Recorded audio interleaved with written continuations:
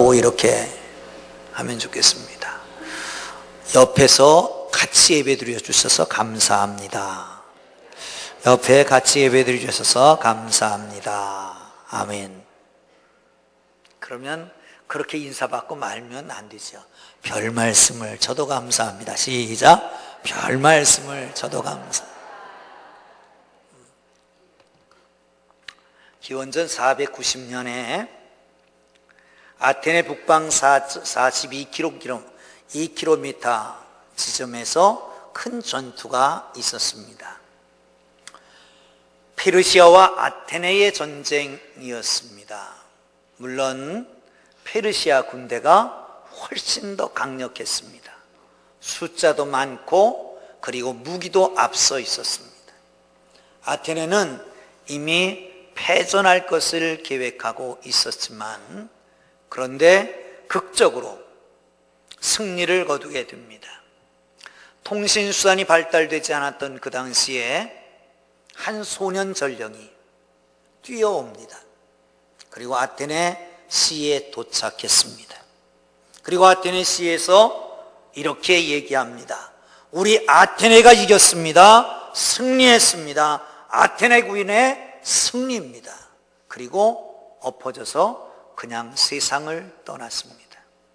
그 평원이 마라톤 평영원이라고 하는 평원입니다. 그리고 그 거리는 42.195km.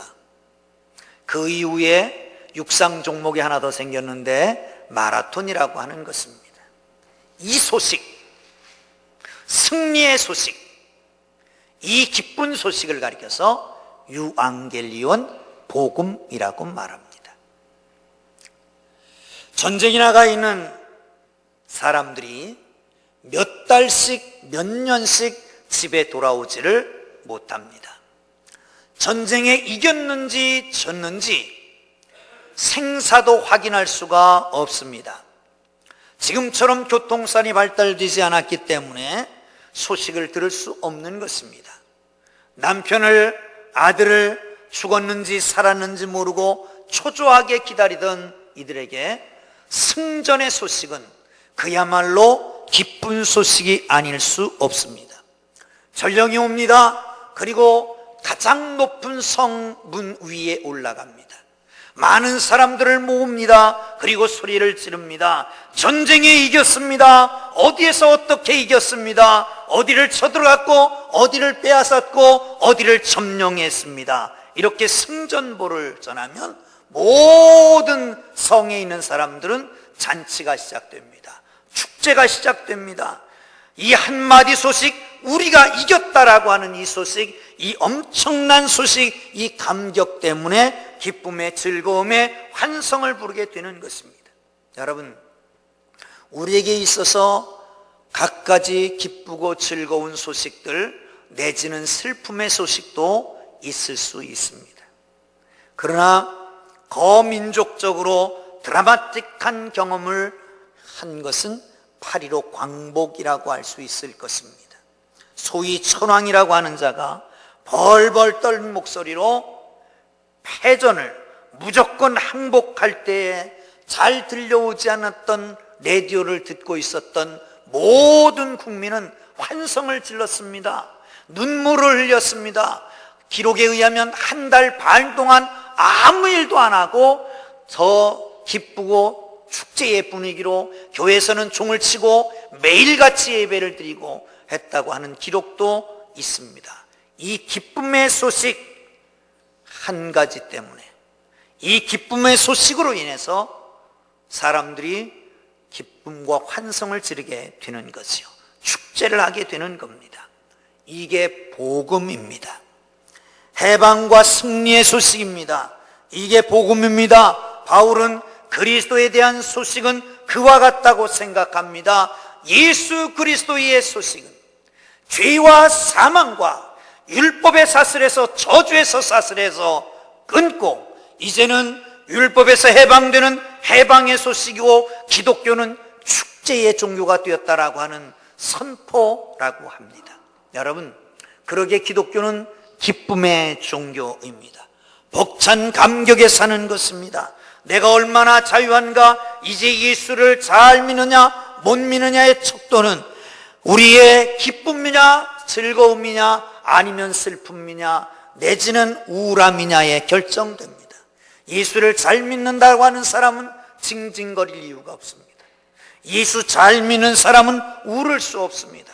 예수 잘 믿는 사람은, 복음을 믿는 사람들은 기쁨이요 즐거움이요 복된 소식인 걸 믿으시기를 축원합니다. 이 신앙의 총칭, 그 복음으로부터 시작됩니다. 그럼 여러분, 복음은 뭘까요? 뭐 다 아는 얘기 또 할까? 그러나 중요한 것이 있습니다. 이름을 제가 깜빡합니다마는 대형 박물관의 관장이었던 어떤 분이 이런 얘기를 했습니다. 이 박물관은 세계를 다 준다고 해도 바꾸지 않을 것이다.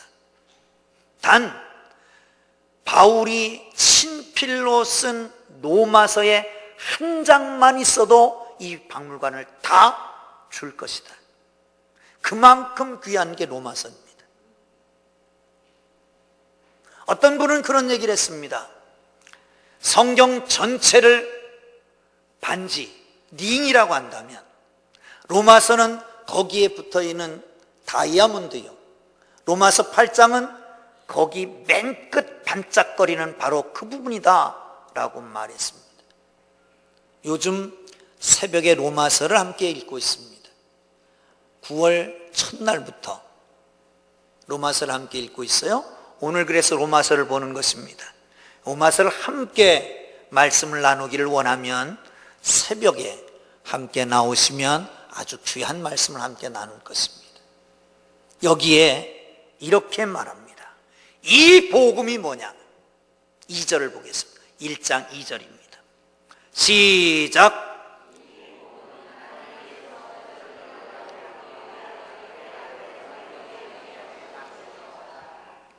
할렐루야.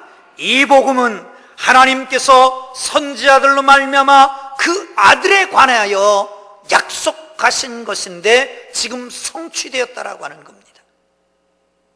그러면 이 아들은 누굽니까? 그 다음 절 보겠습니다. 시작. 이 아들로 말하면 육신으로는 다윗의 혈통에서 나셨고 성결의 영으로는 죽은 자 가운데서 부활하여 능력으로 하나님의 아들로 인정되셨으니 곧 우리 주 예수 그리스도시니라. 할렐루야. 복음은 그 아들이십니다. 그 아들은 다윗의 혈통에서 나셨습니다. 그 아들은 부활하셔서 하나님의 아들로 인정되신 분입니다. 두 가지 중요한 사건이 있습니다. 하나는 다윗의 혈통, 다윗과의 언약 속에 언약의 성취로 주신 그 아들, 육신의 몸을 입고 온 역사적인 예수, 인간 예수를 말합니다. 하나님의 아들, 성결의 영으로는 죽은 자 가운데서 부활하여 하나님의 아들로 인정되셨다는 하나님의 아들. 사람의 아들이 사람인 것처럼 하나님의 아들은 하나님이십니다. 다시 말하면 예수님은 한 몸에 하나님이시며 또한 인간이십니다. 여러분, 요즘은 다 자기들이 알아서 연애합니다. 연애 잘하는 것도 은혜입니다. 그렇잖아요. 시집 안 가고 있는 것보다는 연애 잘하는 게 은혜. 그게 하나님의 은혜인 줄 믿으시길 바랍니다. 그런데 옛날엔 중매를 했잖아요. 중매쟁이는 양쪽을 잘 알아야 됩니다.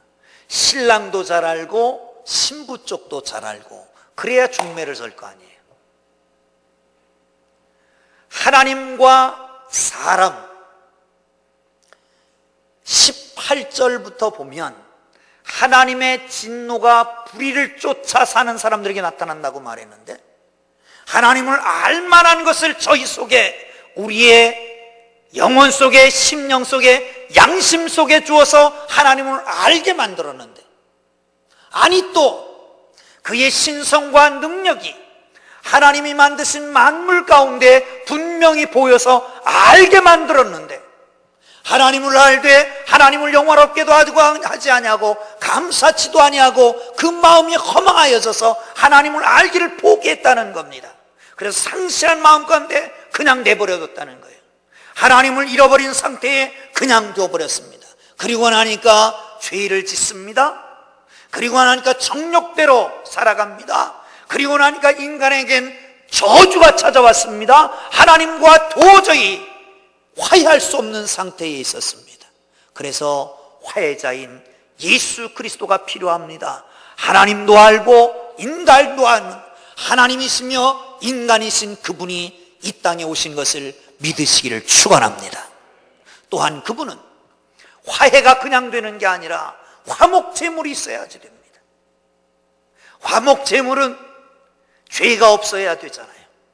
그런데 사람은 죄가 있습니다. 그러므로 신이어야 됐습니다.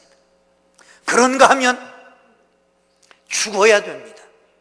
신은 죽을 수가 없으니까 인간이어야 됐습니다. 인간이며 동시에 신인 한 몸에 가지고 있는 바로 그분이 필요했는데 그분이 예수 그리스도이신 것을 믿으시기를 축원합니다. 예수님이 이 땅에 오셨습니다.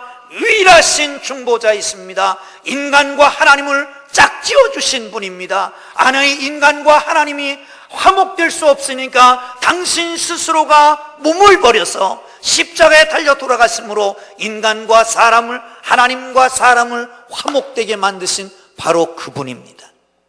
그분을 알기만 하면, 그분을 믿기만 하면 그분의 보혈의 능력이, 복음의 공로가, 복음의 능력이 우리에게 임하는 걸 믿으시기를 축원합니다. 모든 저주의 사슬이 끊어집니다. 율법의 사슬에서 끊어집니다. 사랑하는 성도 여러분, 예수 그리스도의 복음의 능력은 우리 모두를 해방시키는 걸 믿으시기를 축원합니다. 할렐루야. 어떤 능력일까요? 이 능력이 우리 풍동교회 모든 교우들에게 임하기를 주의 이름으로 축원합니다. 할렐루야. 16절 봅니다. 시작. 내가 복음을 부끄러워하지 아니하노니 이 복음은 모든 믿는 자에게 구원을 주시는 하나님의 능력이 됨이라. 먼저는 유대인에게요 그리고 헬라인에게로다. 아멘. 복음은 모든 믿는 자에게 구원을 주시는 하나님의 능력인 걸 믿으시기를 축원합니다. 구원의 능력이 있기를 바랍니다. 할렐루야. 할렐루야. 여러분, 이 구원은 무엇 구원이라고 말합니까? 우리의 구원은 단순합니다. 영적인 구원만 말합니다. 이 땅에 살다가 예수 믿으면 구원받아 저 하나님 나라 갈 수 있는 특권을 누리는 것, 그게 구원이라고 말합니다. 그 구원이 여러분에게 있기를 주의 이름으로 축원합니다. 축원합니다. 그런데 히브리 사람들의 구원은 토탈 구원입니다. 모든 것이 다 구원이라고 말합니다. 성경에는 예수님을 만난 사람들이 구원을 얻습니다. 마가복음 5장에 보면 12회를 혈루증으로 앓던 여인이 있었습니다. 예수님이 지나가신다는 소문을 듣고 와서 옷자락에 손을 댑니다. 옷자락 끝만 만져도 구원 얻을 것이다, 치료될 것이라고 하는 것을 생각하고 예수님이 옷자락 만졌습니다. 그를 향해서 말합니다. 두려워하지 마라. 안심하고 가라. 네 믿음이 너를 구원하였느니라. 할렐루야. 할렐루야. 죄에서 구원받는 것도 구원이고 질병에서 치유받는 것도 구원입니다. 할렐루야. 마가복음 5장에 보면 거라사 지방에 가십니다. 사나운 귀신 들린 자가 있었습니다. 예수님이 묻습니다. 네 이름이 뭐냐? 군대 귀신 들렸습니다. 그를 쫓아냈습니다. 돼지떼에 들어갔습니다. 돼지가 물에 들어가 다 죽고 말았잖아요.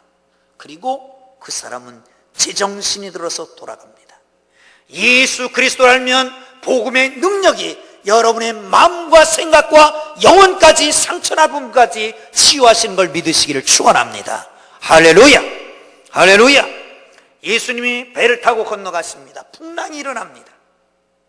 예수님을 깨웁니다. 일어나시더니 바람과 풍랑을 잔잔하게 만드십니다. 사랑하는 성도 여러분, 힘들고 어려운 환경, 그것도 딛고 일어설 수 있는 것이 복음의 능력인 걸 믿으시기를 축원합니다. 예수님 베드로에게 말합니다. 의심하지 마라. 그리고 손을 잡아 배로 끌어올리십니다. 사랑하는 성도 여러분, 예수 그리스도의 복음의 능력은 구원의 능력인 걸 믿으시기를 축원합니다. 할렐루야. 소외된 자 하나가 있었습니다. 돈이 많습니다. 세리장입니다. 거기 동족들에게는 매국노 취급을 받습니다. 예수님이 찾아오셨습니다. 그에게 이렇게 말합니다. 내 집에 구원이 이르렀느니라. 잔치가 벌어집니다. 사랑하는 성도 여러분, 예수 그리스도를 만나면 소외된 우리가 왕따된 우리도 모든 사람 앞에 자유롭게 되는 것을 믿으시기를 축원합니다. 할렐루야. 무엇보다도 예수 만나면 우리의 진노에서부터 해방되고 예수 그리스도를 만나고 복음의 능력은 우리를 구원하는 능력인 걸 믿으시기를 축원합니다. 할렐루야. 1862년 서울 관자동, 지금 관운동입니다. 백정의 아들로 태어난 불우한 사나이가 하나 있었습니다. 박성춘이라고 하는 사람입니다. 여러분, 백정의 신세가 어떤지 아십니까? 당시에는 7천반이라고 하는 말이 있었습니다. 7개의 천민 반열에 서 있는 사람들이에요. 이런 사람들이죠. 포졸, 광대, 고리장, 무당, 기생, 갑파치, 백정. 그 중에 백정은 따로 지역을 정해놓고 거기서만 살아야 됩니다. 사람 인구 조사를 할 때 계수에도 들어가지는 않습니다. 상투를 올릴 수 없고 망건이나 갓을 쓸 수가 없습니다. 망건을 쓰지 않는다라고 하는 것은 미성년자를 표시하기도 합니다. 그러니까 나이가 많이 들어도 백정은 아이 취급을 당하는 비인간적인 대우를 받습니다. 백정에 태어나서 백정의 딸과 결혼을 합니다. 그리고 아들을 낳습니다. 그런데 그래도 깨어있는 사람이었던 것 같아요. 이 아들은 백정신세는 좀 면하게 해주자. 당시 사무엘 무어라고 하는 선교사가 1893년 6월에 곤당골 교회라고 하는 곳을 개척을 하고 거기에 곤당골 예수학당이라고 하는 것을 개설했습니다. 거기에 보낸 겁니다. 1년 후에 청일전쟁이 일어났습니다. 그런데 콜레라가 창궐해갖고 수많은 사람이 죽습니다. 이 사람 박성춘도 콜레라가 걸린 겁니다. 이제는 정말 지구한 운명, 콜레라로 죽어야 되는 운명입니다. 그거를 사무엘 무어 선교사가 알고 고종의 주치였던 재중원 담당 의사인 에비슨 선교사와 함께 방문을 합니다. 다 치료될 때까지 왕진을 하고 치료를 합니다. 얼마나 큰 은혜! 아니 감히 상상하지도 못하는 겁니다. 지금이 아무렇지도 않지만 황제를 만지던 손을 가지고 자기를 만져서 고쳐줬다는 게 얼마나 감격스러웠겠습니까? 그 은혜 때문에 교회에 출석을 합니다. 숭동교회입니다. 그리고 장로가 됩니다. 세례를 받고 내각 총서로 있던 육일준에게 백정차별금지법을 만들어서 제출을 합니다. 백정도 갓을 쓰고 망간을 쓰게 해달라는 거죠. 그게 통과가 됐습니다. 사회가 변혁이 되는 겁니다. 사랑하는 성도 여러분, 한 사람이 예수의 복음에 접하니까 자기의 죽을 병에서 고침받고 한 사람이 예수 그리스도의 복음의 능력을 접하니까 사회적 신분이 바뀌어지고 한 사람이 예수 그리스도의 복음의 능력을 접하고 나니까 사회를 개혁할 수 있는 능력이 생기고 한 사람이 예수 그리스도를 접하고 나니까 그 복음의 능력이 아들을 세브란스 병원에 보내고 의사로 만들고 완전히 새롭게 되는 세상을 열게 되는 걸 보지 않습니까? 복음의 능력은 모든 구원, 모든 믿는 자에게 구원을 주시는 능력인 걸 믿으시기를 축원합니다. 할렐루야, 할렐루야. 두 번째, 14절 15절을 보겠습니다. 시작. 헬라인이나 야만이나 지혜 있는 자나 어리석은 자가 다 내가 빚진 자라. 그러므로 나는 할 수 있는 대로 로마에 있는 너에게도 복음 전하기를 원하노라. 아멘. 당시의 문화권은 헬라 문화였습니다. 헬라는 지혜 있는 사람들입니다. 유대인들이라고 했지만 지혜는 못 따라갑니다. 그런데 지혜 있는 자에게도 복음을 증거해야 될 책무가 있다는 거예요. 당시에 힘 있는 사람은 로마였습니다. 로마의 속국 안에 있었습니다. 그런데 그들에게도 복음을 증거해야 합니다. 우리는 종종 착각하는 게 있습니다. 가장 큰 착각은 뭐냐면 힘 있는 나라가 힘 없는 백성에게 복음을 증거하고 부자 나라가 가난한 나라에게 복음을 증거한다라고 하는 거예요. 그런데 초대교회 성도들은 그렇게 하지 않았습니다. 힘이 있는 사람에게도 갑니다. 복음을 들고 갑니다. 부끄러워하지 않습니다. 지혜 있는 사람에게도 찾아갑니다. 복음을 부끄러워하지 않습니다. 예수 믿으세요. 복음을 증거하게 됩니다.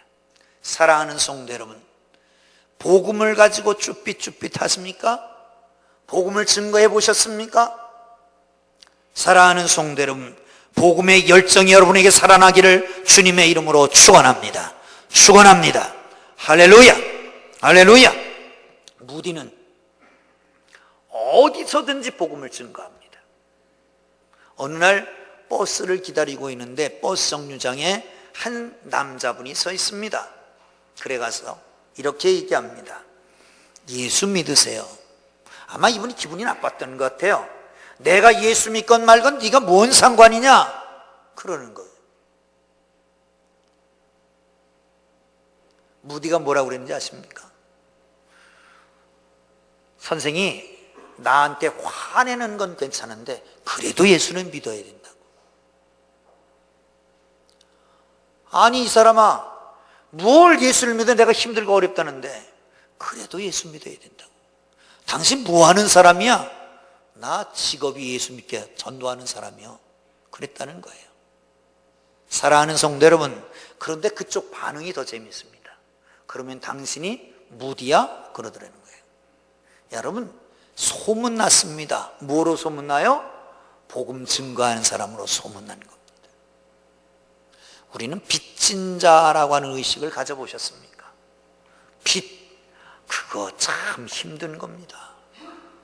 빚은 안 갚고 못 베기는 거잖아요.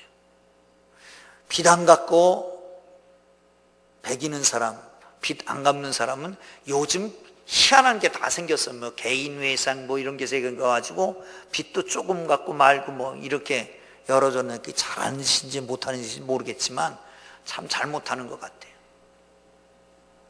여러분, 빚 안 갚으면 안 됩니다.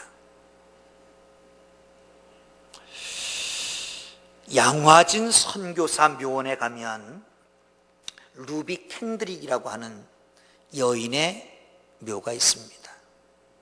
이 사람은 25살에 우리나라에 입국을 했습니다. 그리고 1년도 지나기 전 26살 다음에 1908년에 세상을 떠납니다. 그의 마지막 말이 묘비에 기록이 되어 있습니다. 저 묘비가 잘 안 보이죠? 제가 읽어드릴게요.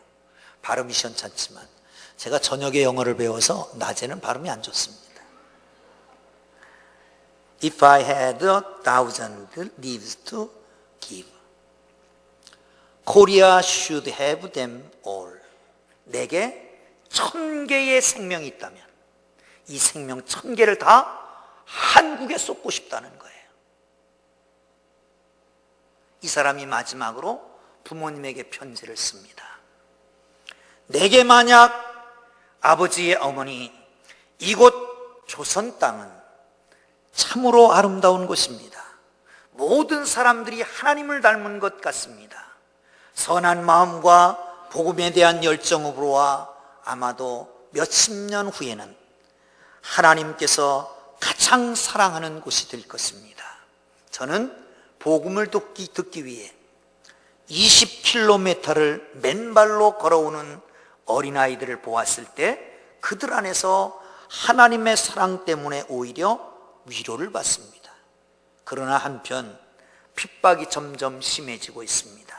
그저께는 예수를 영접한 지 일주일도 안 된 서너 명이 끌려가서 순교를 당했습니다. 토마스 선교사, 제임스 선교사가 순교했습니다. 선교본부에서는 철수하라고 하는 지시가 있지만 대부분 선교사들은 그들이 전도한 조선인들과 숨어서 예배를 드리고 있습니다. 그들 모두는 순교할 작정인 것 같습니다. 오늘 밤 유난히도 고향으로 돌아가고 싶습니다. 외국인들을 죽이고 기독교를 증오한다는 소문을 어디서 들으시고 부둣가에 와서 만류하시던 어머니 얼굴이 지금 생생하게 보입니다. 어머니, 아버지, 어쩌면 이 편지가 마지막일 수도 있습니다. 저는 이 땅에서 저의 심정을 묻습니다. 바로 이것은 제가 조선을 향한 가지는 나의 열정이라기보다는 하나님께서 조선을 향해 가진 열정이라는 것을 알게 되었습니다. 26 꽃다운 나이에 이국 땅에서 선교사로 와서 형제들도 없는 가운데 죽어갈 때 얼마나 슬펐을까, 얼마나 외롭고 힘들었겠습니까? 그런데도 죽어가면서 이렇게 말합니다. 내 생명이 1000개가 있으면 1000개를 다 이곳에 쏟아붓고 싶다고. 이렇게 이름도 없이 빛도 없이 갔던 수많은 선교사들, 하나님의 종들이 있었기 때문에 오늘 한국교회가 이나마 부흥한 겁니다. 빛인 줄 알아야 합니다. 빚진 자입니다. 사랑하는 성도 여러분, 아직도 복음을 알지 못하는 아프리카나 중동이나 중앙아시아나 5대양 6대주 모든 만민을 향해 빚진 자의 심정을 가지고 나아갈 수 있기를 주의 이름으로 축원합니다. 헬라인이나 야만인이나 지혜 있는 자나 어리석은 자나 로마에 있는 너에게도 복음 전하기를 원하노라 라고 했던 바울의 빚진 자의 심정을 가지고 먼 곳 가지는 못할지라도 내 집 근처 다니면서 저 먼 곳은 가지 못할지라도 일산을 위해서라도 풍동을 위해서라도 복음을 증가하는 여러분과 제가 되기를 주님의 이름으로 축원합니다. 할렐루야, 할렐루야. 사랑하는 성도 여러분, 복음의 능력은 어디 가서든지 부끄러워하지 않습니다. 왜냐하면 복음은 능력이고 복음은 믿는 자를 구원하기 때문에 그렇습니다. 사랑하는 성도 여러분, 이 복음의 능력을 가지고 불쌍한 영혼들을 구원하는, 지옥에 빠져있는 영혼들을 구원해내는, 허물과 죄로 빠져있는 죽어져 있는 저들을 구원해내는, 불행과 저주의 사슬에서 구원해내기를 주의 이름으로 축원합니다. 할렐루야. 마지막으로 17절을 봅니다. 시작. 복음에는 하나님의 의가 나타나서 믿음으로 믿음에 이르게 하나니 기록된 바 오직 의인은 믿음으로 말미암아 살리라 함과 같으니라. 아멘. 복음은 죄를 용서하는 능력이 있습니다. 복음은 율법의 행위의 저주에서 우리를 해방시킵니다. 복음은 우리의 삶의 현실 가운데에 불행 가운데서 행복하게 가는 길인 것을 믿으시기를 축원합니다. 그러나 복음은 우리로 하여금 의에 대한 열망을, 의롭게 살려고 하는 열망을 주시는 능력인 걸 믿으시기를 축원합니다. 여러분, 진노의 자식들은 대한 열망조차도 없습니다. 의롭게 살아야지, 깨끗하게 살아야지, 모험생으로 살아야지, 바른 생활해야지, 그런 감도 없습니다.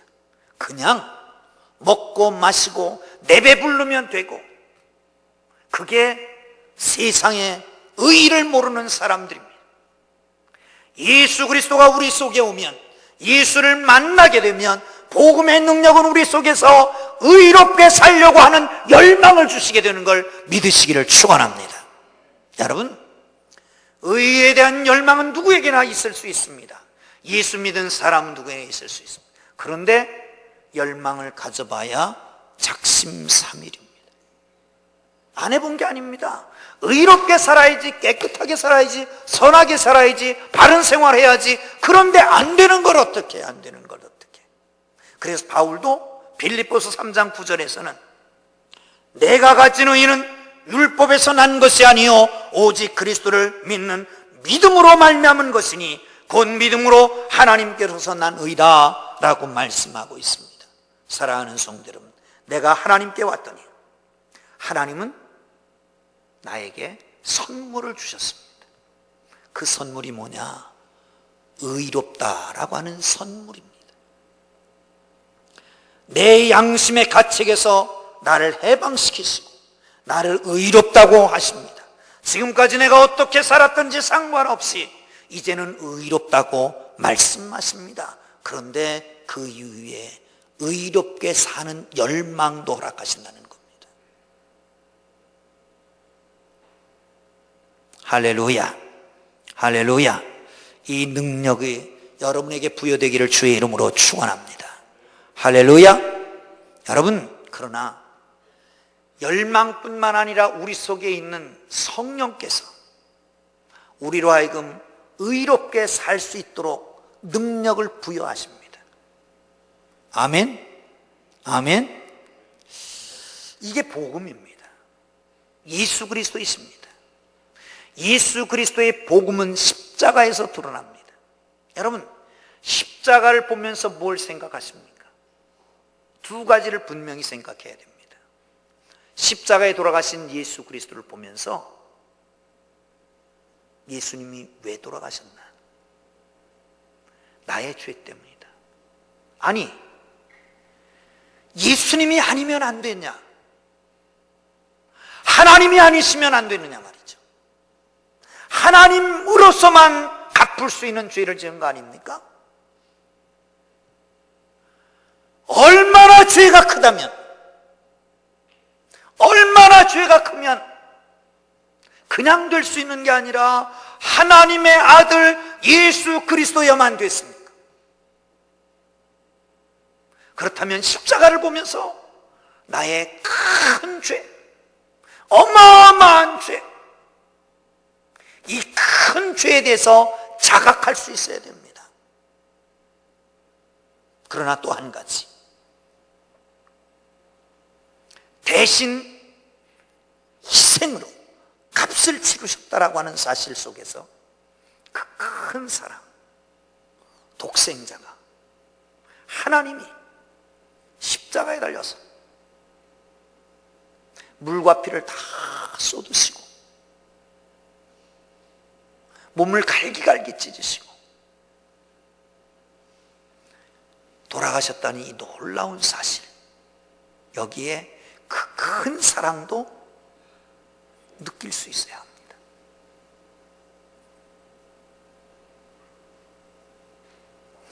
그 큰 사랑을 간직하면 내가 의롭게 살지 않을 수가 없는 거예요. 사랑하며 살지 않을 수가 없는 거예요. 그 큰 사랑이 우리에게 있다면 용서하지 않을 수가 없는 거예요.